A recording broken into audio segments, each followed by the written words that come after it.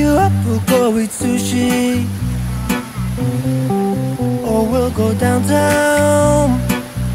With our best moves we can boogie. Oh my, we both look so fly, like sweet apple pie. Yeah, they want a piece of us. My, when we kakaahon ko lang sa water. Ang sarap, surprisingly. Ang August temperature pala sa Boracay, mainit dito sa White Beach.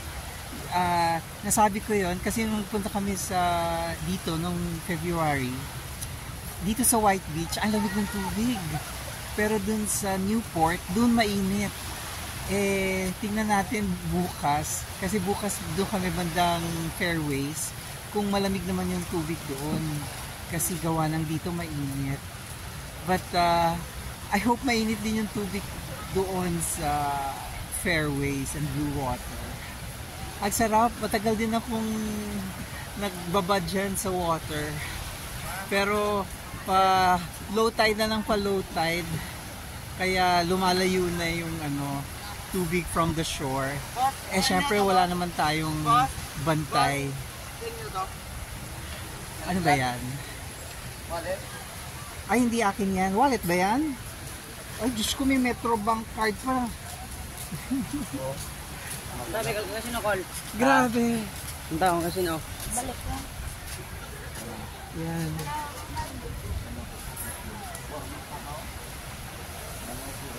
Walang pangalan? May pangalan yan. Kung may credit card, may pangalan yan. May picture dyan. Ang dami niyang pera. Oh. Ay, bisita brother yung Oh, sino yan? Micaela. Oh, surrender mo na sa mas boy. Kaya kapanay namin. Sa police.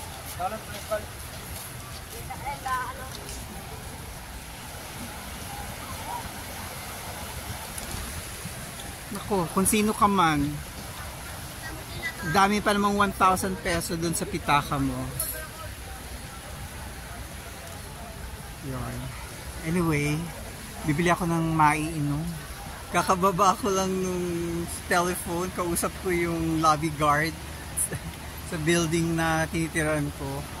Buti na lang nag-exercise ako at umahon ako from the water kasi sumakit na naman yung likod ko.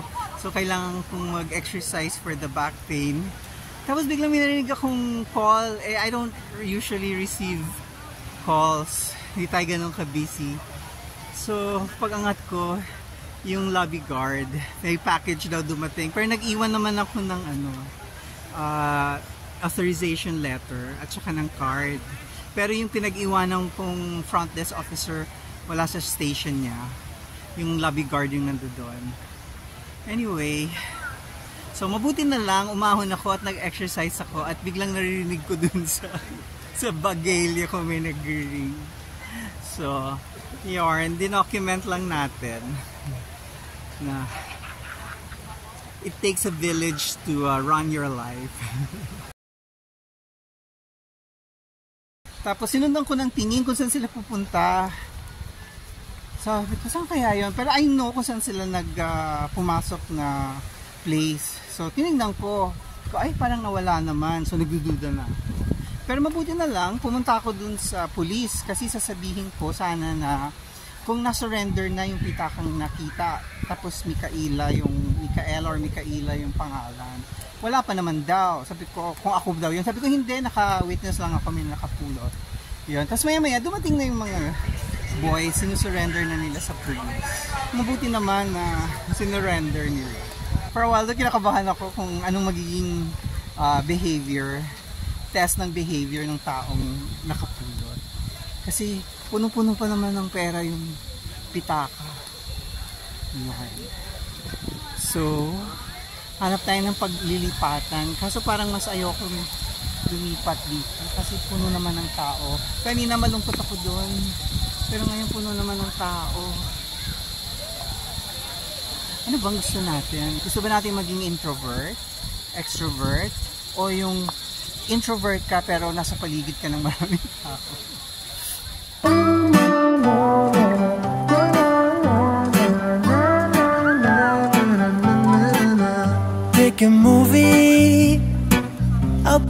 up, we'll go eat sushi, or we'll go downtown. Mapula na ba ako? Actually, ito hindi ito masusunog kasi nakatalikod ako. Nakaharap ako lang sa island. Ang pihadong sunog na itong batok. But anyway, alas 5 na. Parang ano naman, malungkot ang paraw. Anong oras bang magpaparaw sailing itong mga ating kababayan? Baka ayaw nilang magparaw sailing kasi maulap, walang sunset. Pero yung paraw sailing na yan, pwede naman yan from 9 AM yata pwede na. Or baka earlier pa. Ako kung magpaparaw ako, pipiliin ko yung mga 9, 10, 11 para tirik na tirik ang araw, para ang bagsak ng araw sa tubig mas maganda. Yarn. So mga kababayan, pagpunta natin dito, budgetan natin ng paraw sailing. Ano yata yan? 2,000? Isang boat ba? I-google nyo. Don't take my word for it. Pero kung grupo kayo, di pag tag 500, o gawin nating 600 per person. 1, 2, 2, 4.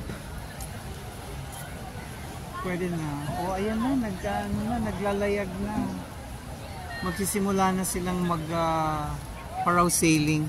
May mga kliyente na yating mga paraw sailors. So may oras pala yan. Ayan may movements na.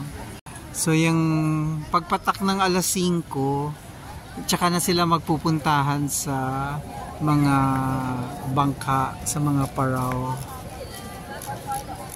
Ganun pala ang sistehan. Akala ko malungkot ang paraw business.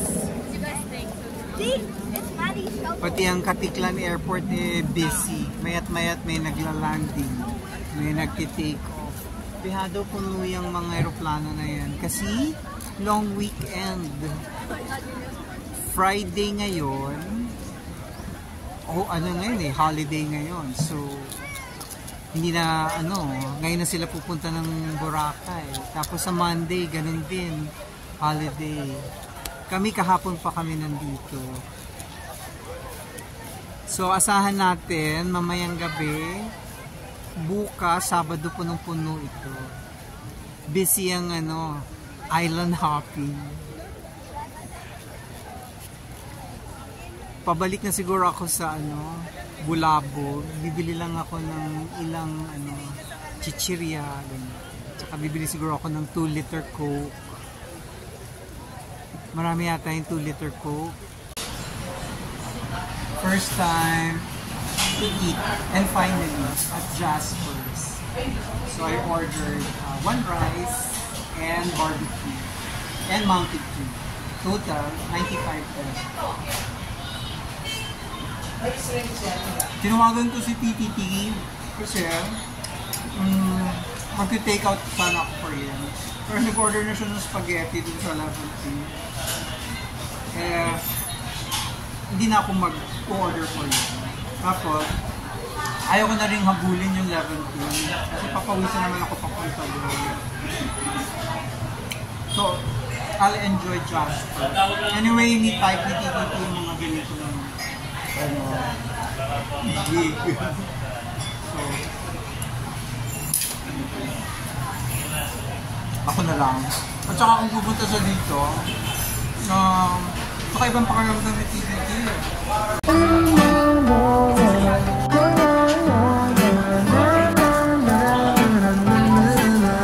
Take a movie, I'll pick you up, we'll go eat sushi,